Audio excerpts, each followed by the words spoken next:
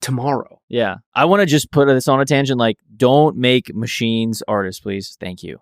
100%. It should be a human done thing, regardless of how far technology is advanced. And I think people need to push the idea of more of these are tools versus the mind. Yeah. We got the mind. Those are, a hammer's awesome. A hammer's not going to nail or hammer a nail in on its own. We need to keep everything else like that. Yeah. It would just feel so weird to me to hear like a sad song from a robot and like relate to that. I'd be like, oh, just give me the heebie-jeebies. It's just weird. I think there's going to be a few years where it's cool, where it evens the playing field. Yeah. And somebody maybe who's not great at theory can hum something out and get a melody and throw that MIDI in, whatever. And then it's going to be at a point where you're like, oh, who made that? And you're like, who? Nobody. Yeah, machine. It just happened. Yeah. It's weird. What are you working on now? What's in the works? I'm starting to roll out my quote unquote second album. I don't know if it's going to be an album yet. Like, it might just be 12 singles that I release once a month, but the next project is starting to roll out. We're going to do new music and videos every 4 weeks, I think. So we're coming with the content, the music, like we're really going for it. Who's we? Who are you signed by? I'm with this label called Position. They're new. Okay. But they have their head on their shoulders. Like, I think they're a lot better off than most of these labels are when it comes to like the content stuff figured out. Like, we got them to hire a guy that does all our TikToks now, who will shoot and edit them and send them to us, and we just have to post them, which is amazing. And he very much is Evan style. Like, Evan basically taught the next generation of videographers how to make TikToks, and they're all doing it. But that's Tommy, and he's great. Shout out to Tommy. And lots of touring. I'm basically going to tour as much as I can the next 3 or 4 years. There's 3 ways as an artist I think you can grow right now, and it's touring and actually getting in front of people now, making the content, and obviously big features from people, some of which you're going to have to pay for, some of which it just comes from a friendly thing. Speaking of that, you brought up a feature earlier. Hollywood Undead. That's insane. We just dropped a song together, and you dropped it already? It's out. That thing went to 1 million in like 2 weeks. Like, their fans, Hollywood Undead is very much more alive than they've ever been. Like, I have never had a reaction by any fan base as much as theirs did, which is crazy. So sick. Like, I know they're big artists and like they've had a crazy career and trajectory, but like they're probably bigger right now than they were when I was listening to them in middle school before I even thought I was going to make music. But look at half of the new people coming out are NSYNC and fucking Blink 182. Yeah. Like, that's fucking insane that we're at a place where the people we grew up on are having not only a second win, but some of them a bigger second win than the first one. All because of social media. Like, it's so crazy. And that kind of comes to say like what you were talking about earlier with how you had songs that blew up 5 years later. There's always going to be a version of that. Yeah. It's the people who decide that they're ready for it and keep going and keep working hard. But there's always going to be a version of that. Yeah. Always. And I have a weird feeling that in like 10 years from now, it's just going to be tenfold what it is now. I would love that. If like 10 years from now, I'm way bigger, like that would be amazing. I think in my ideal scenario, by the time I'm like 28 right now, by the time I'm like late 30s, I'd be wrapped and probably figuring something else out, because I do love music. But at the same time, I also think it would be naive to spend my life doing one thing. Like, I feel like there's more than one thing I would really enjoy doing out there. Yeah. And I would like kind of want to find that, but I'll always make music, but I should say just like, I'll stop caring about results eventually. Yeah. And just move on to something else. But I wouldn't be surprised. Like, there's this dude Prof who I think is like 38 and he's having a huge moment.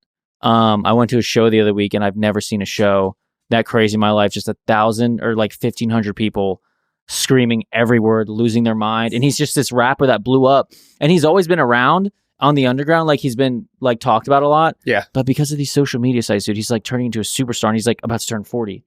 And it's like, so then now I'm like, what if I quit before I'm 40 and it was supposed to happen when I was 40? You know what I mean? So it's just like, so insane. It just always goes back to that, where it's like, I don't think you can ever quit now, because you're always so close. Well, there's always going to be new versions of it that you can go into. You can find yourself 15 years from now or 20 years from now at what? You said you're 28? Yeah. So at 48, you could have 5 artists under your belt and you help them write and you do all these things, and there's just a new variation of it. Yeah. And maybe you release 5 songs a year on your own. Yeah. You know, like maybe you're sick of doing the hustle with it, and you pass that hustle on to somebody else. And there's always a different version. And I think that's why we're lucky also. I mean, you can love your job as a construction, you know, as a, what's the construction Worker? Yeah, I guess Construction? that is Yeah. just the word. Yeah. As a construction worker, but there's a point when you just can't do it anymore. Yeah. You know, and there's so many different versions of that. And I don't know, this is an industry where it recycles so often that there's always room to come back and speak your mind. Yeah. And I always see myself like, because I've only done this for 11 years, which is a very long time in like the hindsight of an entire life. But if you get this far in 11 years, like I'm very much a songwriting nerd where like I just want to get better as a writer. Like what happens if you just keep going till you're like 50 or 60? And then when you're 60, I have this idea in my head where I start dropping Eminem type songs when I'm like a 60-year-old man with like a cane and like this old dude that can just like rap his ass off. Or in 15 years from now, you have a big cowboy hat on, you live on a ranch, and you're singing folk music. Exactly. Like, I feel like I wouldn't be surprised if stuff like that eventually happened because I just get so bored. I'm like so ADHD. But yeah, there's always just that what if that is probably going to drive me crazy forever and make me just keep going. Do you want to have a family? I'm not opposed. Like, I am engaged and I'm going to get married in 2 years, but that's new since I was on the show. Yeah, I got engaged. But fuck yeah. We're not, like, we talk about it all the time where we're like, we're not in a hurry. We're still pretty young. Like, she's 2 years younger than me, so she's 26, and we have plenty of time to figure it out.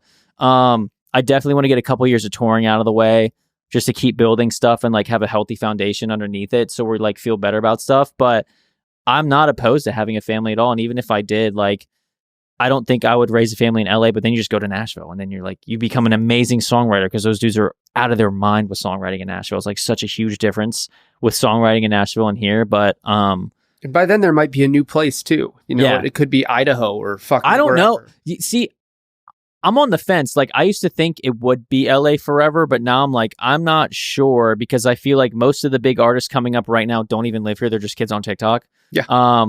And most of them make a point of not moving here. Like Connor Price and Nick D, for example, like they are huge because of TikTok, and they're like, we're never doing LA. Nick's like, I'm never touring. Like, it doesn't matter. I don't need to do this stuff. So it did change that atmosphere, I guess, of the industry. And I do see a lot of people going to Nashville, some to Atlanta. I don't like Atlanta. No offense to anyone from Atlanta. It's just not my cup of tea. Some people are in like Miami, New York City. It's like all over now. So I wouldn't be surprised. And I would appreciate Austin. Yeah, like Austin. See, I think it's like what I don't know if you're a fan of Rogan, but what he did with Austin for the comedy scene. Yeah. He said, I'm deciding that there will be a scene here. Yeah. And I'm going to make sure that happens.